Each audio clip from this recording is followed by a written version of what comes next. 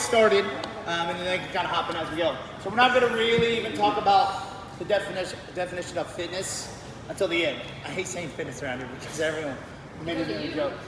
I know. All right, so when we break down the lecture from the L1 that they give us, I'm not going to go like super in depth in detail about what all the 10 GPPs mean. I'm going to give you guys a kind of like a brush overview. Okay, but the goal of today is A, give me a little bit of practice.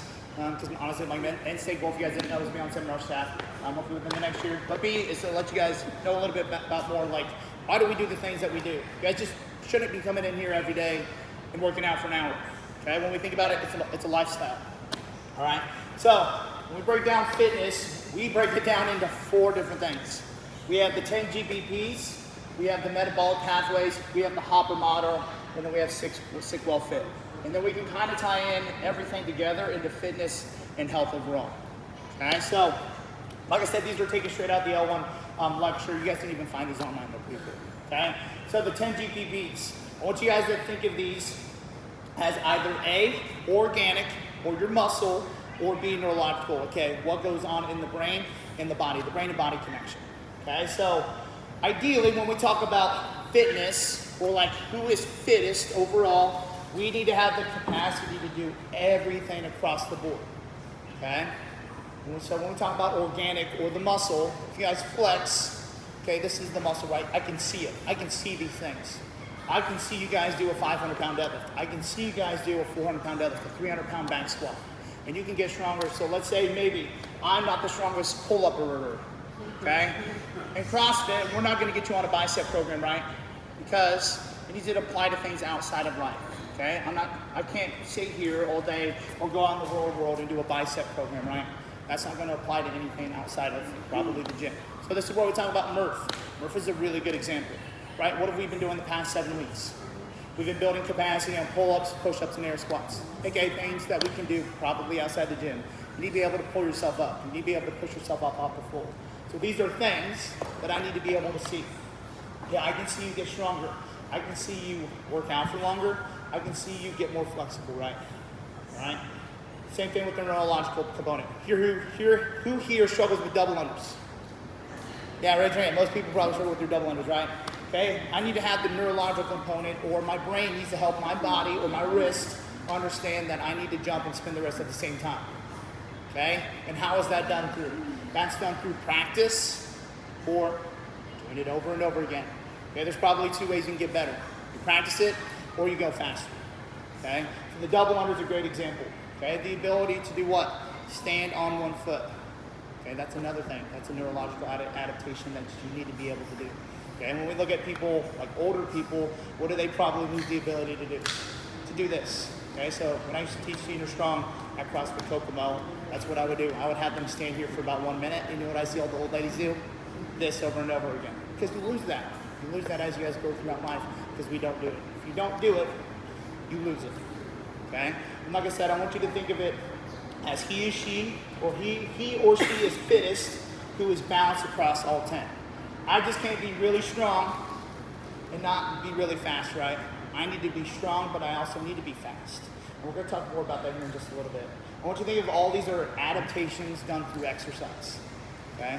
So I need to adapt as I exercise to get better at all this, okay? Same thing when we talk about workouts, okay? Not every day do we do what? Back squats, right? Not every day do we do a 5K. Not every day do we do bench press. Not every day do we do Murph, right? We can break down our workouts into 3 metabolic pathways, okay? I like to use different types of runs or sprints as an example, okay? So the first metabolic pathway is going to be the phosphagen. This is something that is only going to last for about 10 seconds. Okay, think of a 100-meter sprint. If I give my 100-meter sprint and I try to go as fast as I can, I probably have nothing left in the tank, right? Okay. Same thing with the glycolytic pathway. This one's a little bit longer, so think about 2 to 4 minutes. Think of it as an 800-meter run. You can probably go really fast, but you can't go as fast as your 100-meter sprint, right? Okay, if you do, you're probably not going to do a true glycolytic pathway, and you're going to probably die off. Okay, same thing with the oxidative. This is something that's longer. Okay, think of something that's a 1,600-meter run. This needs to be sustainable, all right? So when we talk about like in terms of CrossFit, think of this as like a 1 rep max deadlift, okay? One rep max deadlift probably lasts about 3 seconds. And it's probably, if it's a true 1 rep, then what? You're gonna be pretty tired after, okay? Same thing, we can think of glycolytic as Fran, 21, 15, 9, pull-ups and thrusters. Okay, if I go super freaking hard on Fran, a really fast time is probably about sub 5 minutes. Okay, and then the last one is gonna be the oxidative pathway. This is something like Murph. Murph is a good example. That's probably gonna be upwards of what, 30 minutes to 40 minutes maybe in an hour. So this is something that is long-lasting, long-term. Okay, I also want you to think it as this. They all work together. Okay, so if I'm just going through a 1 rep max deadlift, glycolytic and oxidative, they're still on standby. They're kind of like this. We're always kind of waiting on standby. All right, same thing with, like, let's say I do an 800 meter run. Okay, if I try to go exert it, I still can cut into my oxidative pathway. And that's probably where you're gonna see most of our workouts, right? We're gonna see us probably in the glycolytic, okay? Yes, every once in a while, we do our 1 rep maxes, we do our 3 rep maxes. And every once in a while, like we do Murph, something a little bit longer. Like later this year, we'll do the Dawn, which is the same thing. Yet another really long workout. But most of our workouts are on glycolytic. Same thing here. He or she is fittest who is really good in every single pathway. I just can't be really good at deadlifting. Okay, a good example is Thor, right? He's really good at deadlifting. He can deadlift over 1,000 pounds. Okay? This is with someone like Justin Medeiros. He's pretty good at most of CrossFit. Okay? We'll talk more about him in just a second.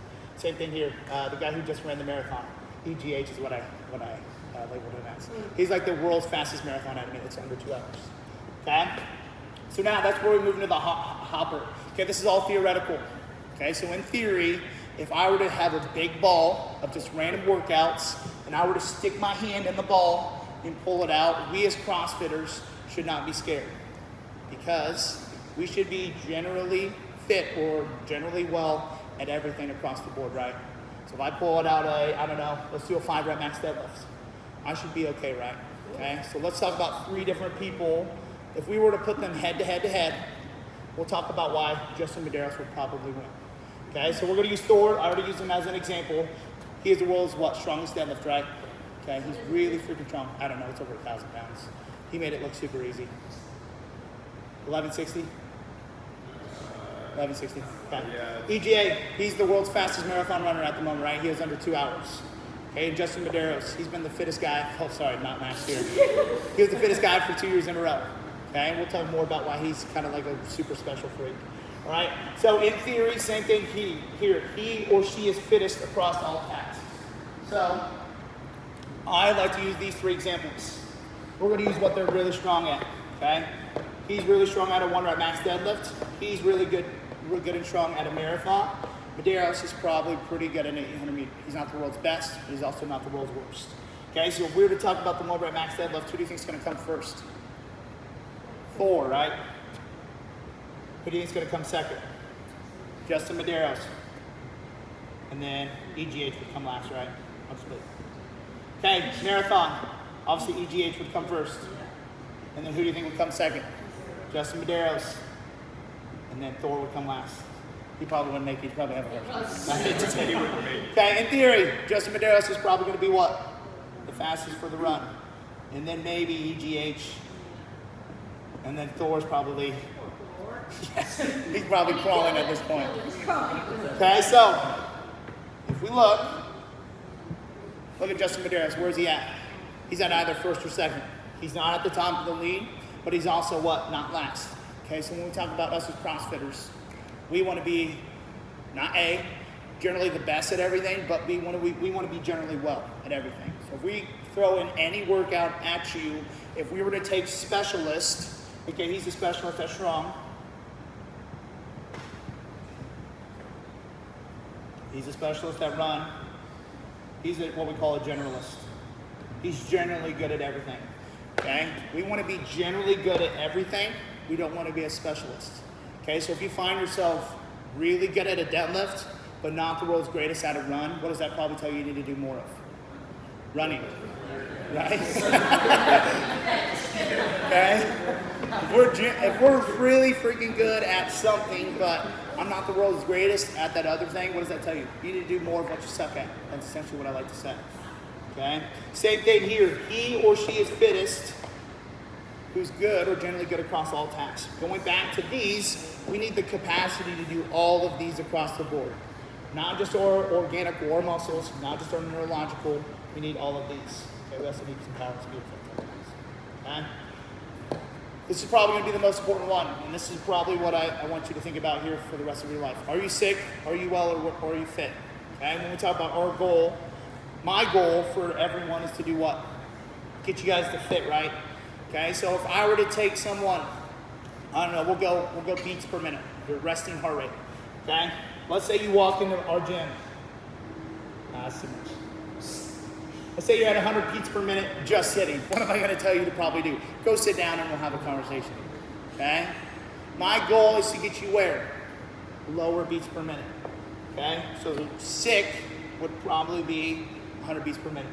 Well, let's say you continue to work out for about 6 months. You go back to the doctor and it gets 80. I'm probably well. I'm a little bit healthier than what I was. Okay? And then the fit is going to be someone. Like I have a resting heart rate of 40. Okay, that's pretty freaking low. Okay, fit is going to be where we try to push everything. Okay, same thing here with a deadlift. Let's say you walk in my doors. I don't know. Let's say I weigh 100 pounds. I can only do a 35-pound deadlift. In terms of CrossFit, that's sick. Okay, generally well. Let's say I don't know. That person weighs 100 pounds. Oh my gosh, I've been working out for a year and I can finally deadlift 100 pounds. I'm probably well. I'm still not where I want you to be. I want you to be times 2 to times 3 your body weight. Okay? That's to be the top dog, the people who are fit. Okay? Matt Fraser, he's a really good example. Okay? What do you think all of his parameters are? He's really freaking fit. Okay? Even at his fittest. I guarantee if he probably took 2 or 3 years off, he'd still be somewhere in here. Okay? So, when we talk about it, like if I have a double weight body deadlift, okay, most of my markers are probably where? In this area. Okay? Keep in mind, as through life, things are going to happen, right? As long as we stay in well or above well, we should be happy. Okay? Same thing with like cholesterol. I don't know what the cholesterol levels are, but same thing with like cholesterol. Like you got off your cholesterol medicine, that's a pretty good example. Okay? When he started here, he was on his cholesterol medicine. He's no longer on it. And blood pressure medicine. Okay? That's a really good example, right? He's been doing CrossFit for just over a year now, and he's off all of his medication. That's the cool stuff. Yes, I love when people deadlift 500 pounds. I love that LJ can deadlift 700 pounds. But that's the cool stuff to me. Like that shows that this stuff works right here. Okay. At the end of the day, this is what I want you guys to take away from this. This is going to serve as a buffer against decrepitude or sickness, right? If I can stay in well to fit, I'm never going to get sick. Okay, and that's your goal throughout life, right? Okay, and I also want you to think of it as a balance of lifestyle. Okay. Next time, we'll probably do what we call the hierarchy of development. We're talking about like nutrition. Nutrition is a really big key aspect of this. Whether you think about it or not, after a while, you can't out-train a bad diet. I hate to say it. We buy donuts before. Well, yeah, we can buy donuts now, but ideally, like, nutrition is the foundation. Yes, sir.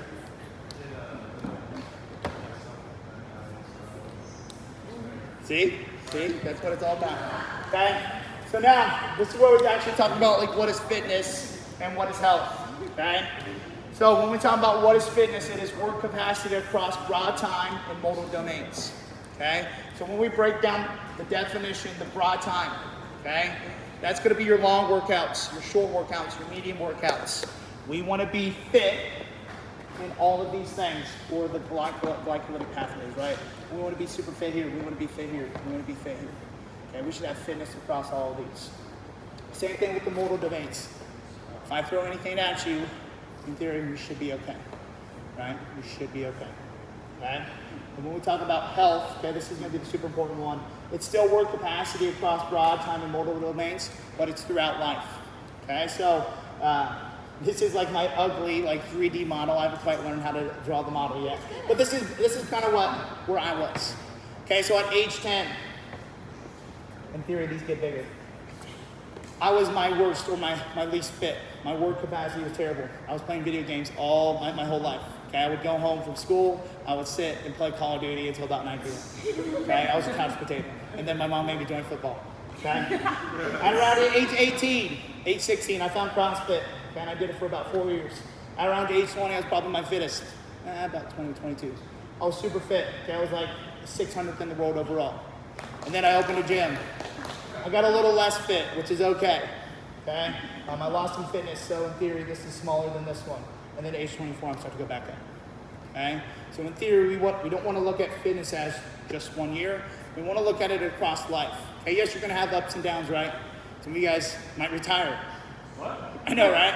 Some of you guys might retire. Some of you guys might get a new job. Some of you guys might have children. So maybe you take a year off. What's going to happen? Your fitness is going to go down. Okay? And you know what? A year later, you might come back. You might get fitter. Okay? Ron Nelson's a really good example. He's our oldest member. What is he, 80 now? 81. Yep. No, he's 80. He just turned it. Okay, he's 80. When he started here, he could barely press a 15-pound barbell up overhead. I'm talking, it was like this. Okay, and I think a few weeks ago he did probably like 60 or 70 pounds up overhead. Okay, he's probably fitter now than what he was when he was 40. Okay, same thing with you guys. Okay, you're probably fitter now than what you ever were, right, Dave? Yeah. Okay, so in theory, we need to look at it as something that's long-term. Okay, the last thing I'll talk about is this little graph right here. Okay, same thing, this is going to apply back to the metabolic pathways. Okay, so let's say this workout right here. Okay, is a 100-meter sprint. That's where I'm going to have my most power, right? Okay, that's going to be the high. Oh, wait, sorry, this is that power. Okay, this is supposed to be power. Sorry. That's where I'm going to use my most power, right? Okay, Fran, same thing here. Okay, working for about 5 minutes. My power's a little bit less. Okay, let's use Cindy. Cindy's a 20-minute workout. Okay, I use less power across the time. And then same thing here. Let's use Murph. So this should be a little bit longer. Okay, everything under the graph is my work capacity. When we talk about what we want to do, is we want to make the graph bigger. So in about 3 years, maybe my ability to do more work or generate power, okay, is higher. And more years, higher and higher. Okay, so we always want to be building this area up throughout our life as well. Okay, that's the easiest way to think about it. Okay, question on what is fitness? Okay, like I said, think about these as you guys are going throughout your workouts. Think about, why we do short workouts, why we do medium workouts, why we do really long workouts. How am I performing during the shorts, the long ones, and the medium ones? Okay, just don't think of it as I'm going to come in and lift heavy and then be done for the day. All right, and also think about that. Think about where your numbers are at. Are they getting better? Or are they getting better as you guys are continuing to fitness? Yeah. Okay. All right, that's it. That's it, y'all. Think about that. Yeah.